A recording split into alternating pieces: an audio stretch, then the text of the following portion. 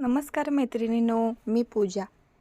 भजनाची अवीट गोडी कशी चाखायची हा आत्ता मला कळते. आत्ता मला कळते किती छान आहे भजन. म्हणजे मन तृप्त करणारे, देवाच्या सानिध्यात गेलं का नाही आपलं आयुष्य कसं सुखमय होतं. मला तरी वाटतं ते एकच साधन असावं की खरंच आपण पूर्णपणे दंग होऊन जातो. जेव्हा नामदेव महाराज कीर्तन करी तेव्हा पांडुरंगसुद्धा त्याचे धोतर फिटूस तर नाचायचा. जनाबाई म्हणायची, देवा तुमचं धोतर फिटले. इतकं पांडुरंगसुद्धा दंग व्हायचा त्या ह्याच्यात कीर्तनात नामदेव महाराजांच्या. तसं मला आत्ता भजनाची कशी अवीट गोडी चाखायची हे मला आता कळले.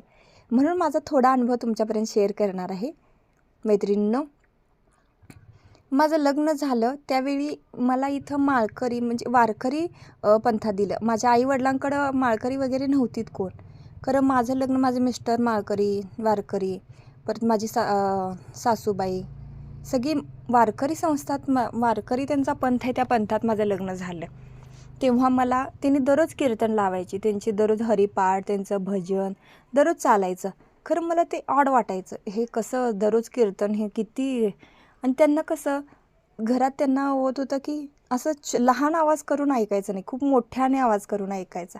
त्यांच्याशिवाय त्यांचं मनच भरत नव्हतं. खरं मला ते ऑड वाटायचं. मला नको वाटायचं की कशाला एवढं मोठं एवढं आवाज करून लावता, स्वतःपुरता आवाज करून लावावं की.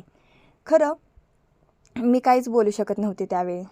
मग दररोज कीर्तन ऐकणं, त्यांचं भजन करणं घरात, दररोज हरिपाठ म्हणणं, हे मला तसंच दिवस चालले. खरं दररोज तेच तेच तेच तेच म्हणून नाही मला एक वेगळीच अनुभूती निर्माण व्हायला लागली. मग असं वर्षानुवर्षे गेली तेच तेच तेच. खरं माझं असं झालं की मी स्वयंपाक करताना ते कीर्तन कानावर पडायचं, मी धुणं भांडी करताना कीर्तन कानावर पडायचं, भजन खूप छान कानावर पडायचं. त्याच्यामुळं मनाला एक ओढ लागल्यागत झालं की वाव किती छान आहे ना. म्हणजे माझं कसं आहे की जसं कीर्तन जरी म्हणत असेल तर मी त्यामध्ये गुंग व्हायची.